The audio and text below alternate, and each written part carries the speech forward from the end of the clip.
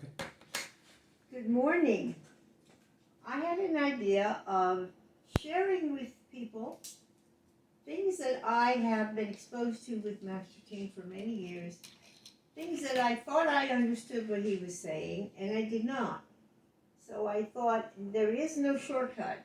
However, if we had some sort of a guideline, how I am now interpreting what he meant, it may help you. All of it takes time, no matter how much you hear. It still takes time. And the whole thing is about awareness. We don't have an awareness of even what he's talking about. So, awareness has a lot to do with this. So, the first thing I would say that he would say to me, don't shrink. So, I would say, okay, don't shrink. Well, one of the things he meant was you do not let the top go down, you don't become shorter. Okay, that is every one of your muscles just sinks down, and you have no expansion to heaven and going down to earth. So that would be two directions. So, how do you stop from doing that? You have to be conscious that you're doing it. Don't shrink. But there's so much more. Many years ago, I read books that said every part of your body expands. Every joint opens in both directions. And I said, how on earth can any person's whole body expand every single place in at least, we're going to say, two directions? But I began to experience it. So you have to be around and stick with it for a long time to experience it. And what I'm finding is that my posture, my feeling in my whole body is now like an old lady, where you just feel that you're compressing, and if you watch people walk around as they age, they're compressing, shrinking constantly. So I would start with, everybody asks, which one is the most important? Can I do one and other things will happen? That answer would be yes. So we'll start with the Kua. The Kua is basically the inguinal crease. If you think of the inguinal crease in here, that is part of the Kua. So the bottom part goes down and the top part of the crease comes up, and then this part goes back. This has to do with sitting down, another story. So he's been saying lately, when the Kua is open, it automatically opens the shoulders. So then the shoulders start to separate in here, and all of these muscles are lengthening. So you are lengthening your muscle in two directions. So in this case, you are having two directions, top and bottom. Maybe your neck up and down, or the muscles, the trapezius muscles go this way, so it would that way. All of it is expanding the muscles in two different directions and not shrink again. And you have to keep it the entire time. So when I go grocery shopping now, I practice walking through the store.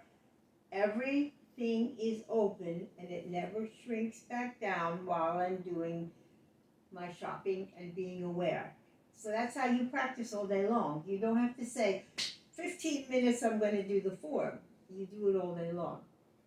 So if you do this, and then the shoulder opens up, you've already got two sections. Now yesterday, I asked him a question, and he talked more about the side, what we used to call, one teacher called it the side seam. So if you shrink down, all of this goes down, that's too much compression. So you have to basically, so this is separating, Then you go up a little higher. Now this is going to be separating in here. So, but you don't stretch it and pull. That's not it. So you have to figure out, what does that mean? It's a gentle movement of the muscle on both sides. So when you do that,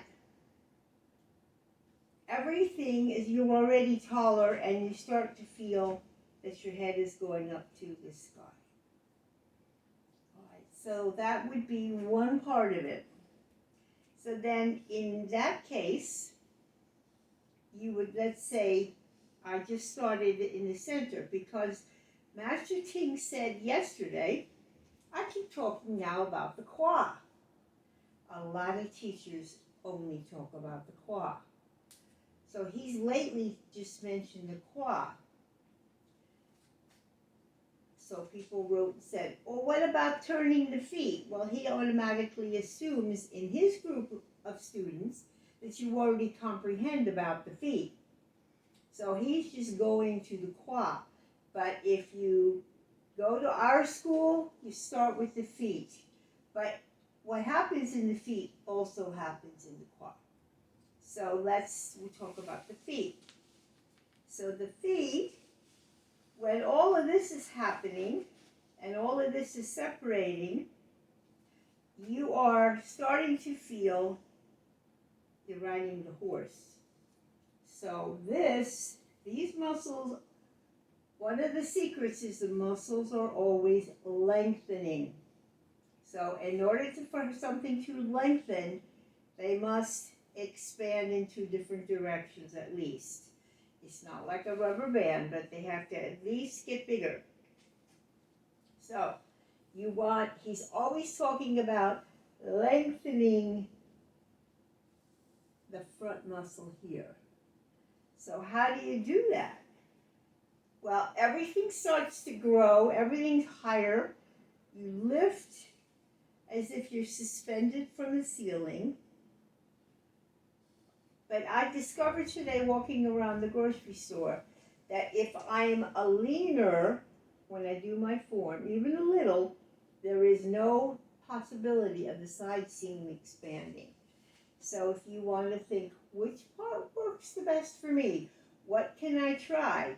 Well, if you know you're a leaner, you might want to say, I'm going to walk around and keep my side seam separated. You have to make sure that all of it isn't lifted up. Because some people, they do this. This is missing the opposite. So if you're a leaner, you can practice sitting back a little bit more to the heel.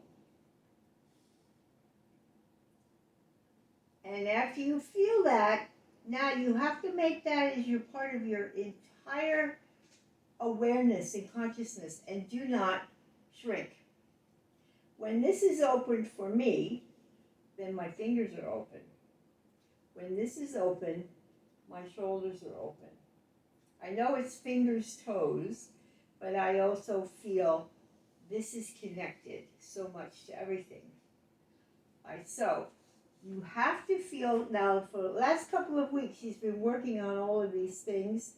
This is from the classes that are so wonderful on his library. You all should be watching. You want to have a bow. So this opens up like you're sitting in a horse and your knees connect. And this is out and in, and then your arms are the same thing. Now, a lot of people would do 5 minutes a day of standing meditation. If you want to try to get this without thinking about a form, you would do all of these things and make yourself, okay, I was never very good at sitting meditation. Oh, nothing works like that for me. So we would do standing post, as they used to call it years ago. Maybe even the karate guys would call it standing post. Standing meditation is for you to start trying all of these things for 5 minutes, 6 minutes, so that your mind is starting to pick up mind-body awareness. It's a lot about mind-body awareness. So, fingers are connected to your toes. So you're not grabbing, but they are slightly curved. And elbows are always down. Okay. So you would make sure that this bow matches this bow. So we can't have anything this way. A lot of people think that their elbows are down and it's like this. This is not down. This is down. So that means you have to sit back more and just turn. Right. And then oftentimes we'll say, put the energy back. At the end of every Qigong, he goes, put the energy back. He always said, put the energy back. He doesn't really mean that. He's using every single thing as a martial application. So if somebody's grabbing you, then you still keep all that awareness. Now you see, even years ago, when I didn't know very much, the Yang style teachers would say, you know, you do your Yang style, at the very end you'd go like this. Everybody was doing it wrong. Because when you go down, the head comes up. And I'd say, well, how do you do that? This is how you do it. So you don't have to become a Wuji Qigong person to use these principles. It's a lot easier.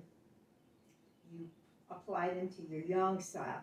So if you're finishing, I forgot at the end of the posture, so you're finishing and you're coming here, and then people would go plop.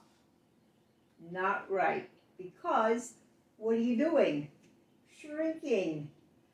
This is closing. This is closing. Everything is closing. Now it's going to take your body some time to even feel what that means. So we'll close for now.